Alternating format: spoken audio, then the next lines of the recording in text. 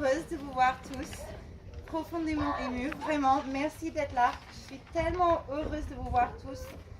Vous comptez énormément, chacun, chacune.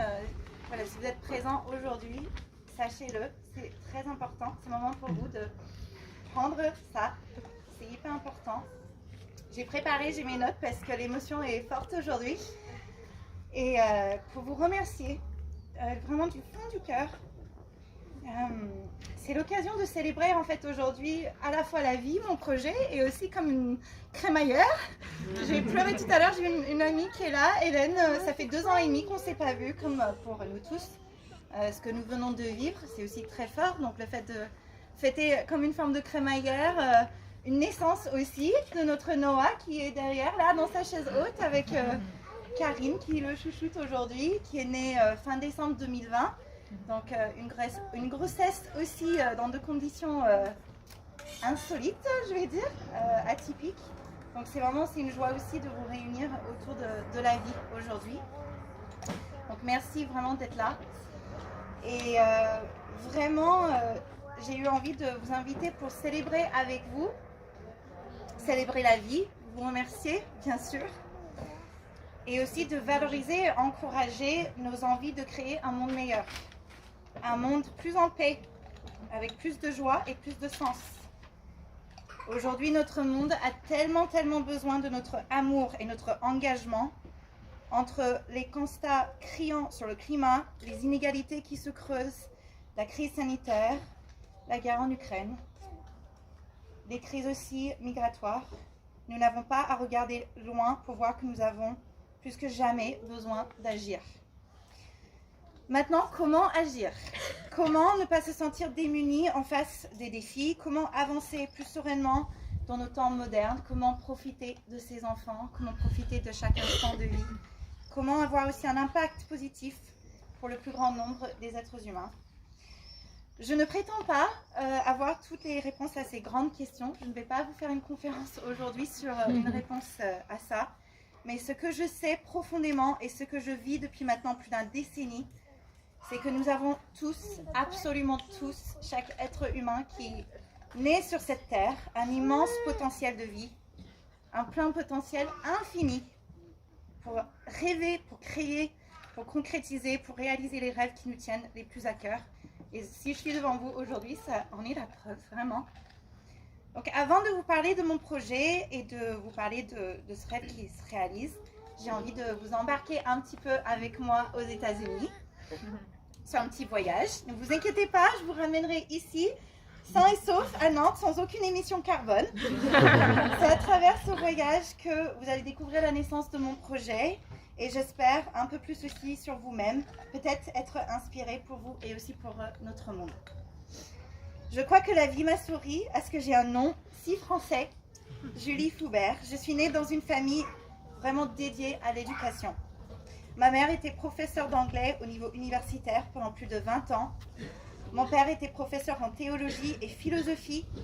Il était consultant en éthique dans des hôpitaux. Il soutenait des familles, plus précisément des parents, lors de choix très sensibles, délicats qu'ils devaient prendre, surtout sur des questions de fin de vie. Même s'ils se sont séparés quand j'avais 4 ans, ils ont réellement réussi chacun à me transmettre leur amour des autres, le sens du partage, la connexion humaine si importante quand nous accompagnons quelqu'un à évoluer, à apprendre, à grandir. J'ai encore même des souvenirs de ma mère qui recevait des dessins d'enfants parce qu'elle était maman célibataire de 2 petites filles. Elle arrivait à envoyer de l'argent chaque mois dans, on appelle ça en anglais des reservations, là où grandissaient des enfants de Native Americans aux États-Unis. Donc depuis très petite, j'ai grandi avec cet exemple et je me rappelle encore de ces calendriers qu'elle recevait de ces endroits-là et des dessins d'enfants lui disant merci. Ça me touche profondément. Ils savaient aussi partager leur amour pour l'Europe. Ma mère avait été étudiante à la Sorbonne et elle m'a transmis son amour pour la ville lumière depuis mon plus jeune âge. Je suis l'aînée de 4 filles. Donc j'ai toujours aimé prendre soin des plus petits, de mes petites sœurs, des enfants du quartier dans le Omaha, dans le Nebraska où j'ai grandi. Si vous fermez vos yeux et faites comme ça sur une carte des États-Unis, au milieu, c'est Omaha. Voilà, donc je me suis toujours sentie proche des enfants. Et même à mes 12 ans, je donnais des cours dans le studio de danse que j'ai fréquenté toute mon adolescence aussi. Une adolescence à beaucoup étudié, très sérieuse, pas mal de pression aussi pour être une bonne élève. Maintenant, ça m'aurait aussi appris plein de choses et servi, même si ça a demandé une petite gestion aussi à lâcher ça. J'ai fait des études à Chicago, à l'université de Loyola, en littérature française et anglaise, en me disant que je deviendrais avocate. Je ne savais pas à l'époque que j'allais devenir un peu un avocat pour les droits des parents, des enfants, le monde, d'autres formes d'avocat. Donc en 2010, avec 2 valises et un rêve, j'ai quitté les États-Unis, j'ai atterri à Bruxelles pour mon premier travail. J'ai passé 6 mois, je me suis rendu compte que ce n'était pas pour moi, ce monde-là. Et c'était aussi un cadeau parce que je reste en lien avec des personnes que j'ai rencontrées. Et je me suis envolée à Varsovie en 2011 pour être enseignante référente dans une école internationale. Et je vous en reparlerai encore un peu tout à l'heure. Et un jour, en 2011, dans ma petite cuisine polonaise, je cherchais où je pouvais postuler pour travailler dans une école à Paris. Et la vie m'a guidée vers le site internet d'une école incroyable qui s'appelle Living School. Vous pouvez vous montrer si vous êtes là aujourd'hui de l'équipe Living School, vous êtes très nombreux à être là. Voilà. Une école au service de la vie. Je découvre une école où les enfants apprennent bien sûr à lire, à écrire et à compter. Et surtout, ils apprennent à s'aimer, à être confiants, à développer leur plein potentiel, à vivre des relations harmonieuses, à gérer des conflits, à faire des projets pour la planète. Inspirée, j'écris depuis Varsovie pour postuler pour un poste d'enseignante anglophone. Et pendant plusieurs mois, j'échange avec cette magnifique dame qui est juste ici, Fleury, Caroline, la créatrice de cette école, aujourd'hui présente 11 ans plus tard. J'ai même filmé mes élèves polonais qui disaient « I love my teacher, Miss Fleury » pour lui envoyer, tellement j'avais envie de rejoindre cette équipe. La vie est tellement bien faite, même après un entretien collectif destiné à un poste francophone, j'ai quand même eu l'immense chance d'être recrutée par Caroline. Je la remercie du fond du cœur de m'avoir recrutée, pour sa confiance en moi, sa confiance dans mon potentiel, pour son accompagnement, pour notre lien et pour notre amitié. Je me sens si chanceuse d'avoir découvert Living School à mes 22 ans. J'ai grandi dans tous les sens du terme grâce à la vision de Caroline, qui inclut la formation de son équipe aux repères du leadership éthique. La fondatrice du leadership éthique s'appelle Edel Gott.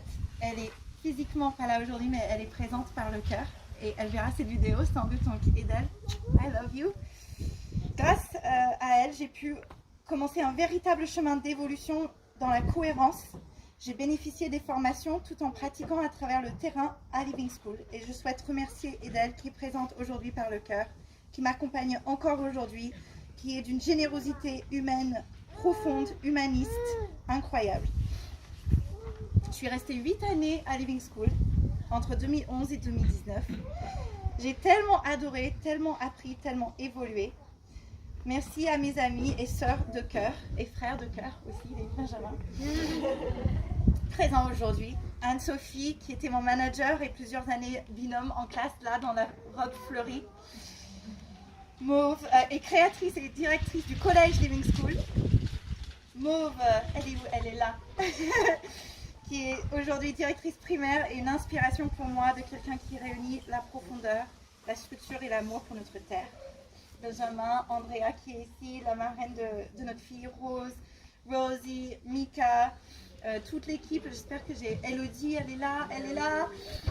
Il y a des anciens mamans d'élèves aussi, à Céline à côté d'elle. C'est grâce à Caroline, Anne-Sophie et Mauve que j'ai appris comment animer des ateliers par an et des formations en savoir-être auprès des professionnels.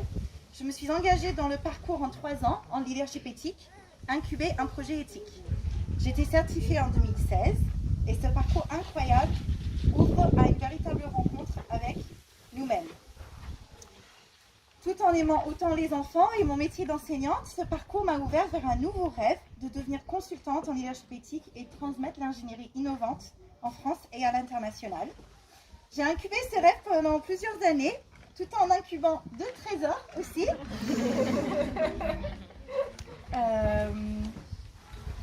Petite page technique. Voilà. Rose qui est née le 11 septembre, le seul jour de l'année que je ne voulais pas, m'a appris cette première leçon de maman de lâcher prise et qu'elle a amené cette lumière sur la terre ce jour-là. C'est maintenant un cadeau qu'elle soit né ce jour-là, qui est juste là. Donc je deviens maman en 2018 et je sens une grande force de vie en me donnant la vie. Avec l'arrivée de Rose est venue aussi plus de confiance en moi pour aller vers mon nouveau projet de vie. Et avec mon chéri Alexandre, nous quittons Paris fin 2019 pour nous installer à Nantes. Vous voyez, nous sommes déjà de retour. Je tombe enceinte de Noah le même mois que la crise sanitaire commence à se propager dans le monde. Je garde le cap et maintenant je vais vous dire un secret. Comment j'ai fait? Parce que j'avais eu une des meilleures préparations sur Terre pour devenir mère. Le parcours en leadership éthique et mon expérience à Living School, où j'avais appris la force de mon plein potentiel et les effets de notre savoir-être. Le savoir-être, c'est ce que nous voyons, c'est ce que nous ressentons dans nos cœurs. C'est ce que nous croyons sur nous-mêmes, sur le monde, sur les autres. Et plus j'avançais sur mon chemin de maman, plus j'étais interpellée de constater que les femmes ne apprenaient pas ça, n'avaient pas conscience de ça.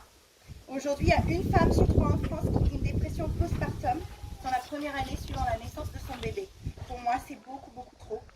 On ne parle même pas des pères, ça peut aller jusqu'à 13% des papas en Europe qui sont affectés aussi par une dépression postpartum.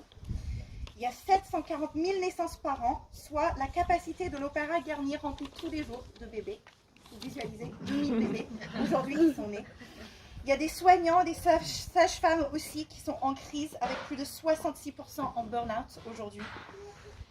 Donc pendant ce parcours d'accueillir mes bébés, mon rêve qui s'incubait, tout est devenu plus clair.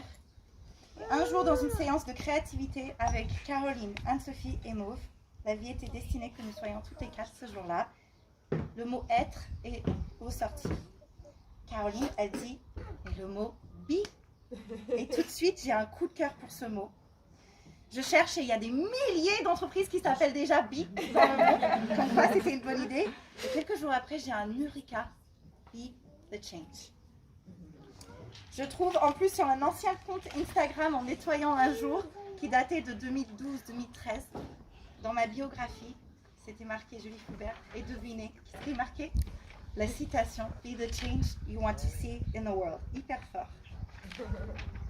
Parce que j'ai à cœur d'amener plus de joie et pas le choc pour les parents. Si les familles s'épanouissent, la société pourra plus facilement aussi s'épanouir. C'est pour ça que j'ai voulu créer Be the Change qui propose des ateliers, des séances de coaching, des formations pour les professionnels et des conseils aussi pour les entreprises pour qu'ils prennent plus conscience de leur plein potentiel qui est déjà là, dans le non-jugement, qu'il y ait des communautés autour des mamans et des papas, des rituels, des réponses à leurs questions pour réenchanter ce moment, ce passage pour devenir parents, pour plus d'équilibre et aussi plus de sens pour notre monde.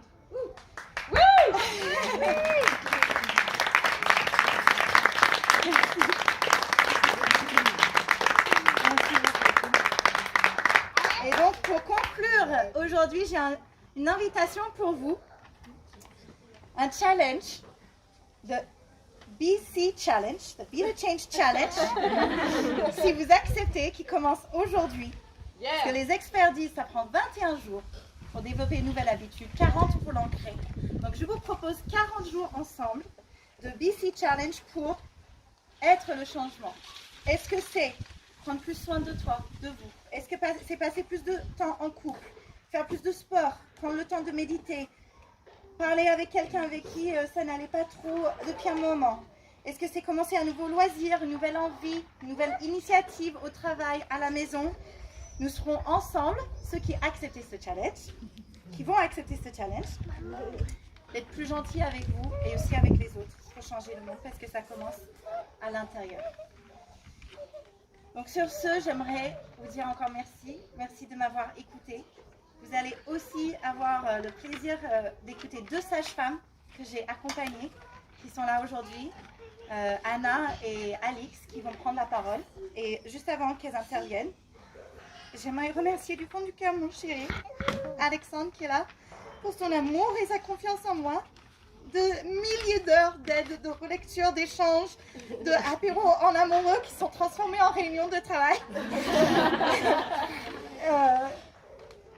Merci de toi, merci à ma famille, à mes enfants aussi. Et merci à vous tous, je vous aime. Merci de